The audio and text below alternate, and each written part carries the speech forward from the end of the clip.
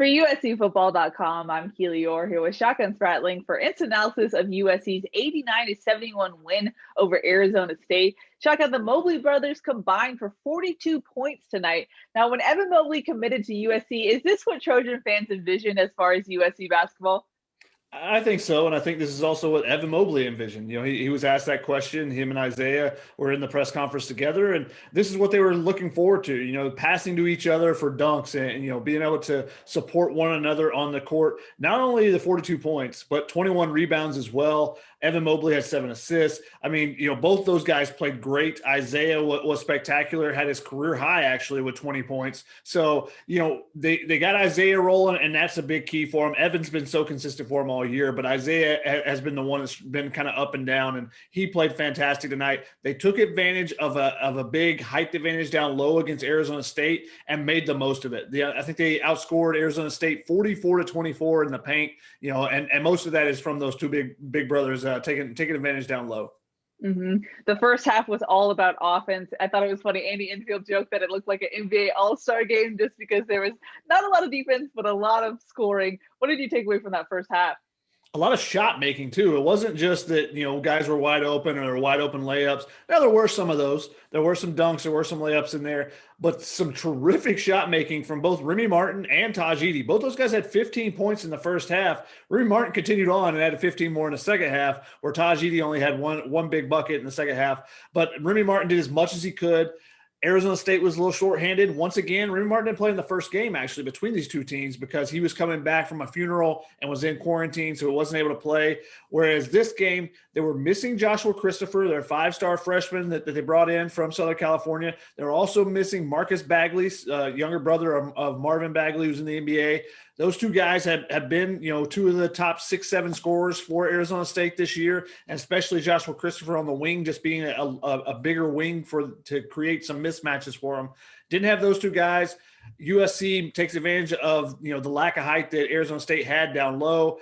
They made the most of it. Remy Martin did everything he could to carry this team. A 30-point game, his 7th 30-point game in his career, his 10th 30-point or 10th 25-plus point game in his career, and 7 of those have come on the road. So he likes playing in the foreign environment and tries to make the most of it. But at the end, USC clamped down on him and Arizona State as a whole, and that was the difference in this game. They played some defense in the second half. Then Arizona State never could play any defense against the Mobleys, Taj Edey, or any of the Trojans.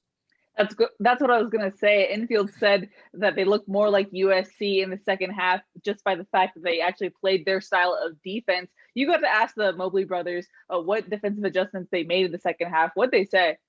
Yeah, one of the things was, they were kind of feeling it out. And this is something that I've really appreciated from this coaching staff this season is that other teams have started off hot in multiple games this season. It's not been uncommon. And then USC will make some defensive adjustments. And because Evan Mobley is such a unique defender, the fact that he can go out and guard a guy like Remy Martin on the perimeter, he can guard, any of those wings that they have and keep up with them. Now, it's not an easy guard. Remy Martin is still really, really good, but he can do just as well as any of the guards because of his athleticism, his ability to move, and his length that he causes so much trouble for him. That now you can switch. If you need to switch on a ball screen, if you need to switch 1 through 5, you can do that with a guy like Evan Mobley.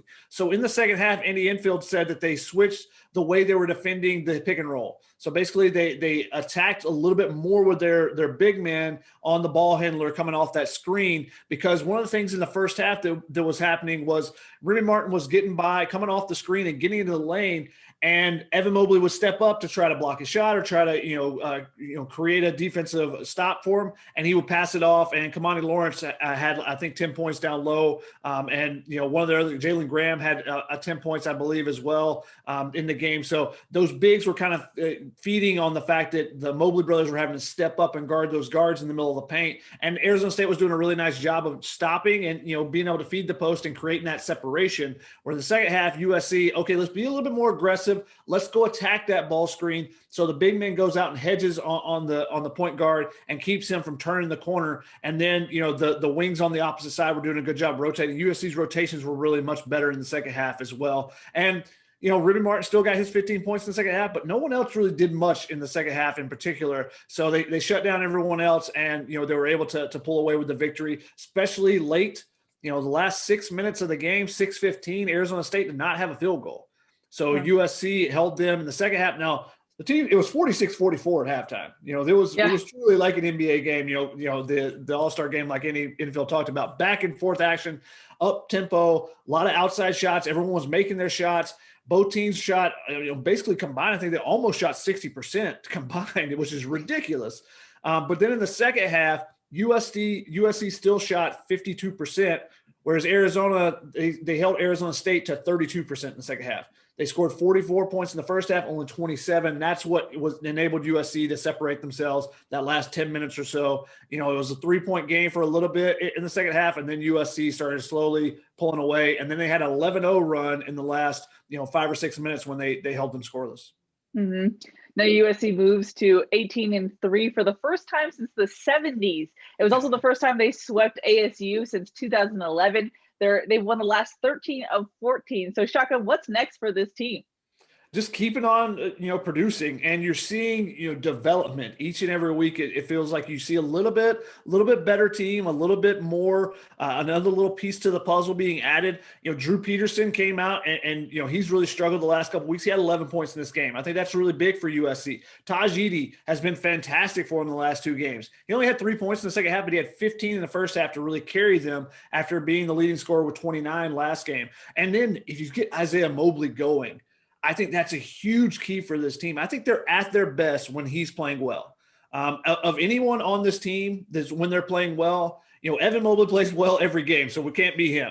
But Isaiah Mobley, when he's playing well, I think USC is at its best because he was being really aggressive tonight. He was attacking the offensive glass, which is something he does really well all the time, but finishing his shots and being aggressive, not going up and expecting a foul or anything. He only went to the foul line 2 times for 2 free throws, which is probably a positive because he struggled there. He was finishing his shots at the rim, and that's a big difference for USC. So when those 2 brothers are dominating down low, it's going to be tough for anyone to beat them, especially if you hit 11 of 20 from 3-point range. So they had all things working in this game, and that's the key. I think it starts with Isaiah Mobley. He was playing well, and 2 of those 3-pointers came from the Mobley brothers. Each one of them had a 3-pointer tonight. Wow. Now, I know we're going to do a preview, Shotgun, so I just want a tiny mini answer. What are you expecting for Saturday when USC hosts Arizona? It's going to be a little bit different game than the last time they played Arizona. I think, 1, Jamal Baker is gone from Arizona, but 2, USC shot 75% in the second half. I don't expect them to do that, even though, hey, they shot great tonight, and they finished, they shot 59% in the first half, I think, and 52 in the second half. Really good numbers. But they shot 75% when they played at Arizona in the second half. They shot 68% in the last 32 minutes of the game. They were on fire the entire game. So I think it's going to be a little bit different game.